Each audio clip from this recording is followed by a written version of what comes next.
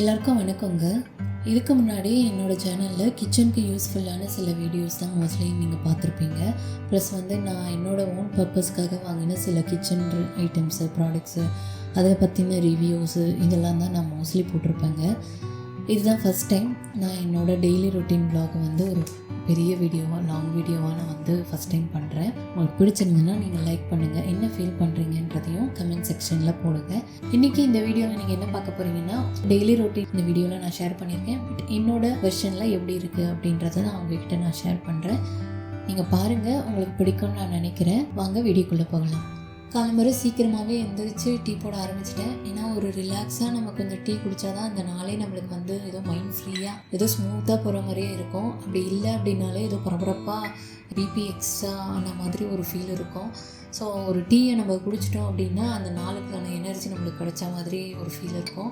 So டீயை போட்டுட்டு வெளியே கூட்டிகிட்டு தொடச்சிட்டு, வெள்ளிக்கிழமைன்றதுனால ஒரு நாளைக்கு ஒரு கோலம்னு வச்சுப்பேன். ஸோ அந்த மாதிரி இது எங்கள் அம்மா கற்றுக் கொடுத்த கோலம். பாதம் சொல்லுவாங்க, காமாட்சி பாதம் அப்படின்ற மாதிரி நினச்சி ஒரு கோலம் போடுவாங்க. நான் எங்கள் அம்மா கிட்ட தான் கற்றுக்கிட்டேன். அந்த கோலத்தை பர்ஃபெக்டாக போகிறதுக்காக கொஞ்சம் பொறுமையாக தான் போடுவேன். பார்க்க கொஞ்சமாச்சு நல்லா இருக்கணும் அப்படின்றதுக்காக கோலம் போட்டுட்டு கொஞ்சம் மஞ்சள் குங்குமம் வச்சு அழகு பற்றிட்டேன். அதுக்குள்ளே டீயும் கொதிச்சிருச்சு. நான் இந்த வீடியோ வெள்ளிக்கிழமை தான் நான் எடுத்தேன். ஸோ அடுத்தடுத்த வேலை நம்மளுக்கு லைனப்பில் இருக்குது. மைண்டு யோசிச்சுக்கிட்டே இருக்கும் இல்லையா? அதனால் கடகடன்னு டீயை போட்டுட்டு கொதிக்கிறதுக்குள்ளே பால் எடு நான் எப்போயுமே எடுத்து வைப்பேன். அதுலேருந்து தான் நான் நெய் எடுத்து பாப்பாவுக்கு சாப்பாடுல நான் கலந்து கொடுப்பேன். வெளியே வாங்குறது கிடையாது.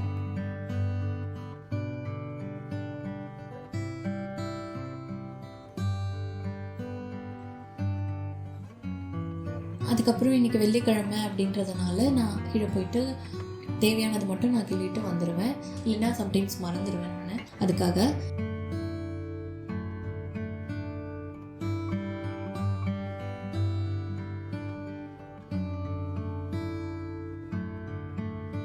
வந்ததும் டீ ஃபில்ட்ரு பண்ணியாச்சு. ஃபில்ட்ரு பண்ணிவிட்டு அதுக்குள்ளே ஹஸ்பண்டும் எந்திரிச்சிட்டாங்க. ஸோ அவங்களுக்கும் டீ போட்டுட்டு கொஞ்சம் பால்கனியில் ரிலாக்ஸாக குடிக்கலாம். என்னடா எல்லாருமே இதை தான் போடுறாங்க அப்படின்னு இருக்காதுங்க.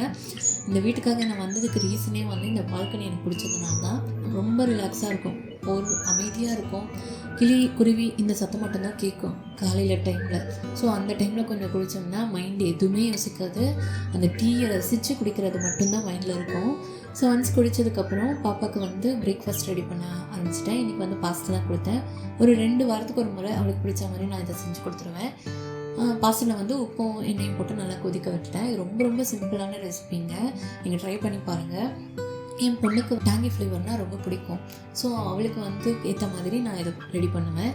ஒன்றும் இல்லை, ஒரு 2 பெரிய தக்காளி மட்டும் எடுத்து நல்லா அரைச்சி விட்டணும், மையாக அரைச்சிட்டு வானலில் கொஞ்சம் கடல் எண்ணெய் போட்டு கடுகு சீரகம் போட்டு அது பொரிஞ்சதும் நம்ம பியூரி பண்ணுவோம்ல, அந்த தக்காளியை போட்டு நல்லா கொதிக்க விடணும். கொதிக்க விடும்போது கொஞ்சம் மஞ்சள் தூள், கொஞ்சம் நம்ம குழம்பு மிளகாத்தூள் இருக்கும்ல, குழந்தைங்க எந்த அளவுக்கு காரம் எடுத்துப்பாங்களோ அதை போட்டுட்டு நல்லா கொதிக்க விட்டுட்டு அது என்ன புரியும், அதான் கரெக்டான கன்சிஸ்டன்சிங்க.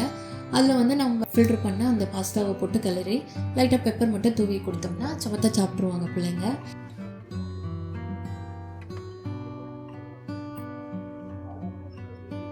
ஸ்கூலுக்கு கொடுத்து விடுறதுக்கு மாதுளம் பழமும் ஒரே ஒரு ஆப்ரிகாட் ப்ளஸ் ஒரு ஜூஸ், கேரட் ஜூஸ் மட்டும் ரெடி பண்ணிட்டேன். வாரத்துக்கு 3 நாள் ஜூஸ் போட்டு கொடுத்துருவேன். ஒன்று ஆரஞ்சு ஜூஸாக இருக்கும், இல்லைன்னா கேரட் ஜூஸு, இல்லை சாத்துக்குடி அந்த மாதிரி ஜூஸு. ஏன்னா பிள்ளைங்க சில சமயம் சாப்பிடாம வருங்க. ஸோ ஜூஸ் என் பொண்ணு குடிச்சிருவான். அதை நம்பி நான் எக்ஸ்ட்ராவாக ஒன்று நான் செஞ்சு கொடுத்துருவேன். அது அவள் விருப்பப்பா எது சாப்பிட்றாலோ சாப்பிட்டு வரட்டும்னு விட்டுருவேன். அப்புறம் அவங்க கிளம்பிட்டாங்க. போகிற வரைக்கும் டாட்டாமான்னு சொல்லிகிட்டே கிளம்பிட்டாங்க.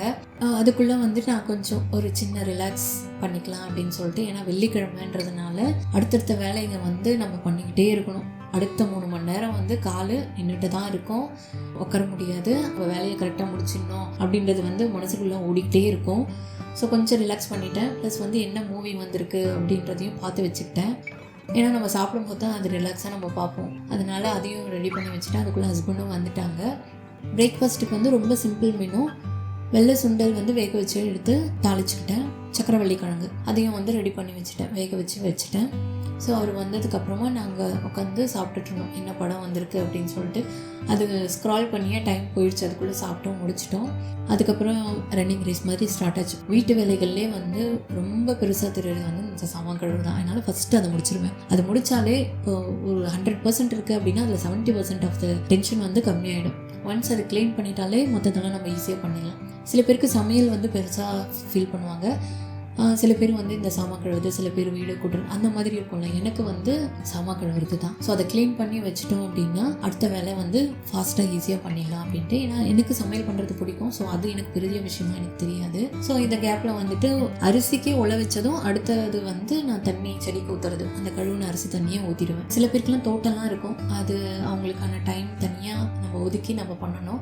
பட் இங்கே 4 நடந்தாலே பால்கனி வந்துடும். அதனால் ஒட்டுக்காக போய் தண்ணியை ஊற்றிட்டு வந்துடுவேன்.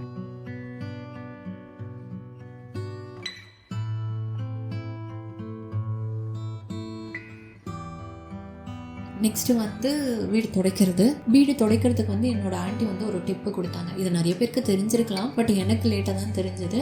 நான் உங்களுக்கு சொல்கிறேன், உங்களுக்கு தெரிஞ்சதுன்னா நீங்களும் ட்ரை பண்ணி பாருங்கள். நிறைய பேர் வந்து அந்த லைசால் டெட்டால் போட்டு நம்ம வந்து க்ளீன் பண்ணுவோம், கரெக்டுங்களா? நான் வந்துட்டு பச்சை கற்பூரம் கொஞ்சமாக ஒரு ஜக்கில் நீங்கள் வந்துட்டு தண்ணி எடுத்துருக்கீங்க அப்படின்னா கொஞ்சமாக கல்லுப்பு வந்து ஒரு 4-5 கல்லுப்பு சேர்ந்தால் எவ்வளோ இருக்குமோ அந்தளவுக்கு பச்சை கற்பூரமும் ப்ளஸ் வந்து அதில் கல்லுப்பும் போட்டுப்பாங்க. கல்லுப்பு ரொம்ப போடக்கூடாது, ரொம்ப அதிகமாக போட்டால் பிசுப்பு வந்து நம்ம தரையில் துடைச்சதுக்கப்புறம் தெரியும். அதனால் கல்லுப்பு கொஞ்சம் கம்மியாக போட்டுக்கோங்க. போட்டுட்டு நம்ம வீடை வந்து தண்ணியை தொளிச்சு விட்டுட்டு நல்லா துடைச்சி விட்டோம் அப்படின்னா பாசிட்டிவாக இருக்கும் அப்படின்ற மாதிரி. ஏன்னா நிறைய பேருக்கு வந்து நம்ம வீட்டை எப்படி பாசிட்டிவாக வச்சுக்கிறது அப்படின்றது என்ன மட்டும் கிடையாது, நம்ம சில திங்ஸும் வீட்டில் சுற்றி இருக்கிற விஷயங்களும் தான் சேர்ந்தது தான் பாசிட்டிவாக நம்மளை வந்து வச்சுக்கோம். ஸோ இது வந்து என் ஆண்டி சொன்னாங்க, நிஜமாவே ஒரு நல்ல வைப் வந்து உங்களுக்கு கிடைக்கும். அது நீங்கள் ஃபீல் பண்ணிங்கன்னா கண்டிப்பாக உங்களுக்கு கிடைக்கும். இந்த டிப் வேணால் நீங்கள் ட்ரை பண்ணி பாருங்கள். பாப்பாவும் வந்துட்டாங்க ஸ்கூல்லேருந்து. ஸோ சமையல் வேலையும் சைடில் போயிட்டு இருந்தது. சிம்பிள் மெனு தான். கோஸ் வந்து நார்மலாக வெறும் பச்சை மிளகாய் மட்டும் போட்டு லைட்டாக பொரியல் மாதிரி பண்ணியாச்சு. இன்னொன்று வந்து வாழைப்பூ இருந்தது. வாழைப்பூ வந்து ரொம்ப சிம்பிள் மெனு. வெங்காயம், தக்காளி, உளுந்த பருப்பு எல்லாம் போட்டு நல்லா வதக்கிட்டு வாழைப்பூவை வந்து வேக வச்சு தனியாக எடுத்துக்கணும். ப்ளஸ் வந்து துவரம் பருப்பும் தனியாக கொஞ்சம் நெத்தாக இருக்கிற மாதிரி வேக வச்சு எடுத்துக்கிட்டு தாளிச்சதுக்கப்புறம் இந்த மஞ்சள் தூள், மிளகாய் தூள் போட்டு அதுக்கப்புறம் கொஞ்சம் அது பச்சை ஸ்மெல்லு போனதுக்கப்புறம் இந்த வாழைப்பூவும் போட்டு வதக்கிட்டு கடைசியாக வந்து துவரம் பருப்பு போட்டு நம்ம கருவேப்பிலை போட்டு எடுத்துட்டோம் அப்படின்னா சாதத்தோடு பிசைஞ்சு சாப்பிட்டுக்கிற அளவுக்கு நல்லாயிருக்கும். அவ்வளோதான். சமையல் சாப்பிட்டு முடிச்சுட்டு கொஞ்சம் ரெஸ்ட் எடுத்துகிட்டு ஈவினிங் மேலே விளக்கேற்றுறதெல்லாம் ஸ்டார்ட் பண்ணிட்டேன். என்றைக்கு நம்ம குலதெய்வத்தை நினைக்கிறோமோ இல்லையோ வெள்ளிக்கிழமைனா குலதெய்வத்தை நினச்சி விளக்கேற்றணும்னு சொல்லுவாங்க. அப்போ தான் வந்து வீடை வந்து நல்லபடியாக செல்வ செழிப்போடு இருக்கணும், ஆரோக்கியமாக இருக்கணும் அப்படின்னு சொல்லிட்டு மனசில் நினச்சிக்கிட்டு சாமி கும்பிடணும்னு சொல்லுவாங்க. ஏன்னா குலதெய்வத்தை நிறைய பேர் நம்ம மறந்துடுவோம் சாமி கும்பிடவே. நம்மளுக்கு ஃபேவரட்டான சாமி எல்லாம் தான் ஃபஸ்ட்டு நம்மளுக்கு மைண்டில் வருவாங்க. பட் நம்ம வந்து யார் நம்ம குலதெய்வமோ அவங்கள வந்து நினச்சிக்கிட்டு நம்ம வந்து சாமி கும்பிடணும்னு சொல்லுவாங்க. அது வீட்டுக்கு ரொம்ப நல்லது.